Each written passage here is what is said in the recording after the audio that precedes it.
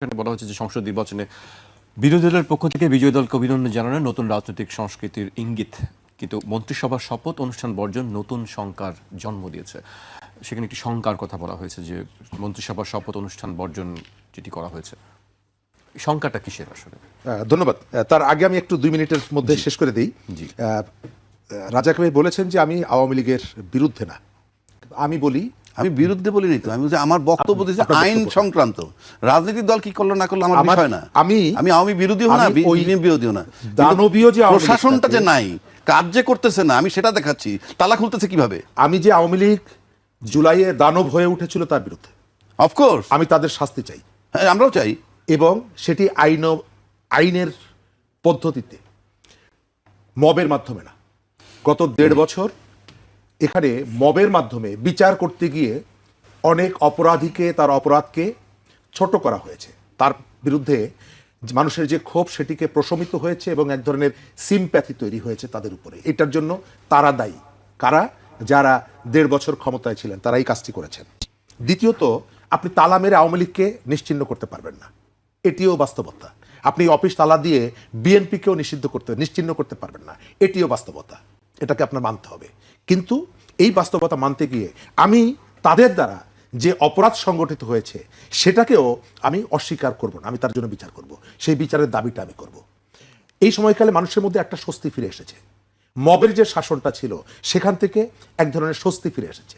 আওয়ামী লীগের যারা অফিস খুলছে, আমার যতটুকু ধারণা এটা দলীয় সিদ্ধান্ত না, কতগুলো অতি উৎসাহী যারা থাকে, হটকারী যারা থাকে, তারা এই কাজগুলো করছে। এবং করতে গিয়ে গতকাল না পরশুদিন নোয়াখালীতে আবার 5 জন গ্রেপ্তার। কিন্তু তারা এতদিন করেনি কেন? এতদিন করেনি, তাদের মধ্যে একটা ধারণা ছিল যে প্রশাসন আসলে এক ধরনের কাজ করে নেই, কিন্তু সেখানে বিকল্প যে প্রশাসন হয়েছিল, মবের যে শাসনটা ছিল, আপনি খেয়াল করে দেখবেন এই মব যারা তৈরি করত তাদের অনেককেই আমরা এখন দেখছি একটু নরম সুরে কথা বলছেন।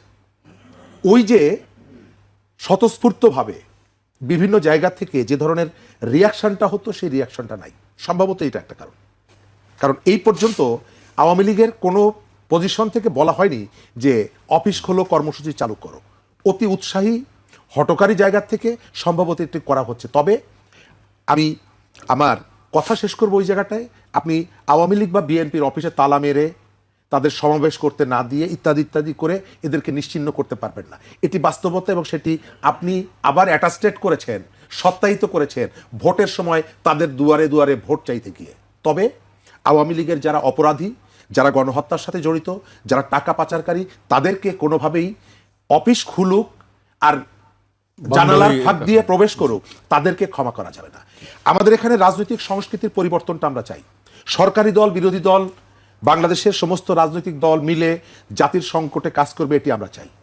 আমরা সংসদের সদস্যদের যে শপথ অনুষ্ঠান, সেখানে আমরা দেখলাম, তার আগেও দেখলাম, মজার ব্যাপার দেখেন আপনি, রাজনীতিবিদরা আমাদেরকে কতটা হালকা মনে করে অথবা আমাদেরকে কতটা বোকা মনে করে এবং আমাদেরকে কিভাবে ধোঁকা দেয়।